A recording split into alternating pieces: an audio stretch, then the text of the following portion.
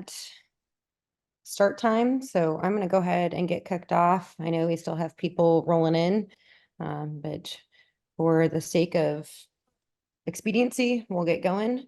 So thanks all for joining this morning, or almost afternoon at this point. My name is Danielle Bremer. I'm the Chief Growth Officer here at Lean Techniques. If this is your first time here, welcome. Lean Bites is a short 16-minute talk where we work to provide you with simple, practical tips and techniques you can start applying within your organization today. So a couple housekeeping items to get us started. If you have any questions throughout today's talk, please feel free to drop them in the chat, and we'll either address them at the end if time allows or offer more insight in our follow-up email. And please do us a huge favor and complete the survey that will automatically pop up at the end of the session. With that, let's get started. I'm excited to introduce Jodi Jones, our product and delivery consultant. And Jodi is going to talk about prioritizing product discovery for impact. So Jodi, I'll hand it over to you and get started. Awesome. Thanks, Danielle. Appreciate that intro. Thanks, everybody, for joining today. As Danielle mentioned, we're going to talk today about prioritizing your product discovery. And one thing you might find product teams are finding themselves with long lists of wish lists and ideas from the business requests, features. You might have things coming at you from all directions. These may come from stakeholders, executives, people inside your organization, people outside your organization. And we all know there's no shortage of ideas. To be truly effective, our teams need to figure out how they're going to do the best job at delivering value and adding value into their product that customers want to use. At LT, you'll hear us talk about this as building the right thing. And we believe that this doesn't have to be overly complicated or complex. And so today, what I want to share with you is a few simple tools that we have found that work and some practical tips that will help you get started on how to make sense out of all those ideas coming at you. So tip number one, let's get yourself organized. We're going to categorize the ideas that are in front of you. So maybe you've inherited a product backlog. It's full of items and requests. Like, I know I've been on a team or more that's faced that situation, and it can be overwhelming. You don't know where to start.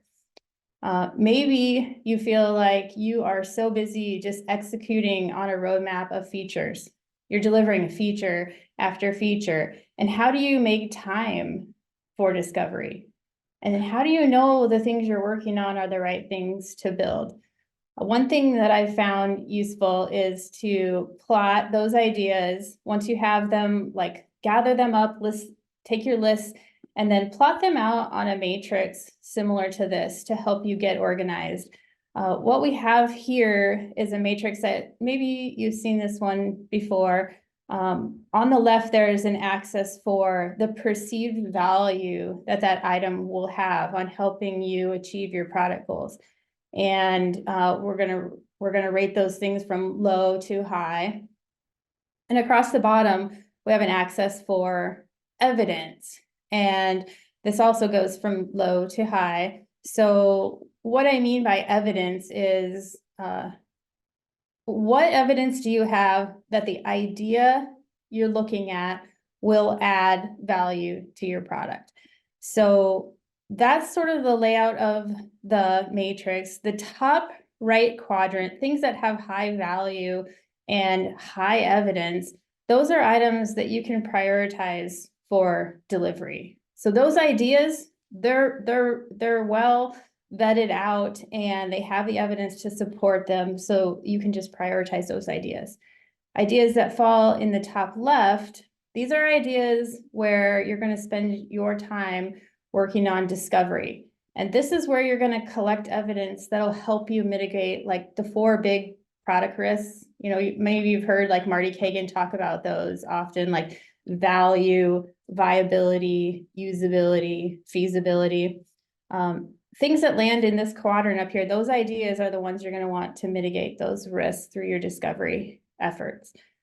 And then ideas that fall into the low perceived value, we'll talk about those a bit near the end, how you're going to navigate them. And if you have ideas that you're not sure where to plot on this chart, I would suggest you start with low evidence, and then they're going to move as you learn more about the idea and how it fits into your product. So you may be wondering, like, how do I get my arms around evidence? What is she talking about as far as evidence is concerned here? So this tool that I found, and I really enjoying it a lot, it's created by Itmar, and it's out of this book called Evidence Guided. And this is just a fantastic book. If you get a chance to pick up a copy and take a look at it, it's just very practical and finding a lot of value in it. So what this confidence meter is describing here, the way you read it is you read it like clockwise through from the top, and you go around. And the things that are that have a lower level of confidence that they're going to provide value to your product to achieve your outcomes, those are going to start with things like, you have an idea. Wouldn't this be great if we did that? We all believe our ideas are the right ones, but we know that most oftentimes they don't always work out that way. So as you go around, you're going to see things like your ideas, your self-conviction, they align to this strategy, which is a good thing, but aligning to a strategy doesn't guarantee you're going to reach the outcomes you're searching for. And as you move along through this circle here, you're going to see things that start transitioning you from evidence that comes from inside your organization. So your ideas, your alignment with your strategies, stakeholders, a feasibility plan from your team, estimates, and those are all still very low. Like, those are good things to have, but they're very low in helping you decide if that idea is going to create value for your users.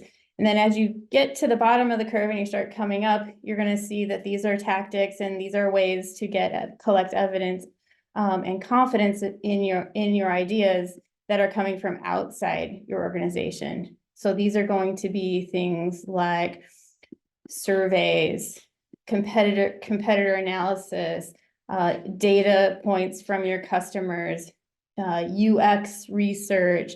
Maybe you even have large amounts of data and you have product launches that you can validate that against. So this confidence meter is really nice to help you like slide ideas on that matrix from low evidence to high evidence. Now, once you have that organization in place, where do you go next? So tip number 2 I have is you don't need to do discovery on everything. And that might make you really uncomfortable if you're a product person, because a huge part of product management is discovery. But sometimes you'll find there's already enough evidence that the idea is going to bring value to the market. Like, the discovery's already been done. You can prioritize that idea for delivery. An example of this might be like you have a product and the user needs to log in, search for an item or filter a report, and then they can complete their task. And maybe as you've used your own product, you've seen like, oh, well, I can come in the morning, I can fire up that search, I can walk over, grab a cup of coffee, come back. It's not performing, it's not helping the user complete their task quickly. So you've observed it yourself. Maybe you have plenty of user requests. Maybe you already have a product in the market and you're getting launch data on this. So this is an example of a time you can just prioritize that idea into delivery. Next tip. 1 hour of evidence is better than no evidence at all. And we're hitting on that top left quadrant where these are the ideas you want to prioritize for discovery. And sometimes when we think about discovery, we're thinking about things in really broad timeframes, like quarters or months. And what we'd like to do is show you one practical approach that can help you time box those discovery activities. What could you learn if you took 2 weeks to discover? And what could you learn in those 2 weeks that would increase your confidence that this is the right thing to build? Okay, and then we'll dial it up. What could you learn in 1 week? What could you learn in 1 day, 1 hour, right? So you'll do different types of discovery activities on those timeframes. But the idea is that you are working towards mitigating those risks with your discovery. So an example of this might be you have a product that's backed by a lot of data, right? All of our applications use data to power them. And you've got this idea, or someone in your company has an idea that you should visualize this with some cool charts, graphs, dashboards. Seems fun. We can do some visualizations, interesting. We've already got the data, we might as well surface it. So this is an idea. And what you need to do is think through a discovery plan on if this is the right thing to build into your product. So think about things like, who do you need to talk to outside of your organization to figure out if this is going to be a valuable add to your product? Would it be useful? Does it solve a problem? Who do you need to talk to inside your organization? That could be your team, right? Like there's a feasibility angle of, can we build it? Maybe you need to talk to some stakeholders inside your organization. Does this idea align with the direction that your company and the business model for your product is going? What data do you need to collect, and who else, what else might you want to learn? But what we're really getting after here is, what are the activities that will increase our confidence, and by collecting evidence that this is the right thing to build into the product. Okay, so now I'm going to zoom out a little bit, and I'm going to give you another tip. We're going to look at the whole matrix together. And an idea here would be, a tip for you would be to share your thought process. So once you have everything plotted out, you can have interesting conversations about ideas and how they relate to each other.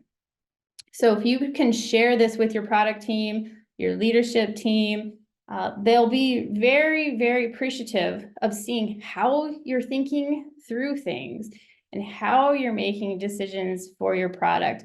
It's a very simple and thoughtful approach that you can take when communicating the next steps you're going to take with building out your product. Sometimes you'll find out when you share this with teams, they'll be like, oh, you know what? There was a lot of research done on that already. And you might have plotted that low evidence because you weren't aware of that evidence yet. And so now, as you've become aware of that and someone directs you to some research that may have been done in the past, now you have a contact person, you can talk more to them, you can learn more about it. And that might move the idea around on the matrix. Maybe you find out it has more value, or maybe it has less value than you anticipated. So we've sort of looked at the quadrants from things we want to deliver, ideas that we want to explore in discovery, and we've zoomed out and looked at the whole thing. So what do we do with the things that are left below the line? So this tip is, like, use these techniques to set yourself up for those conversations below the line.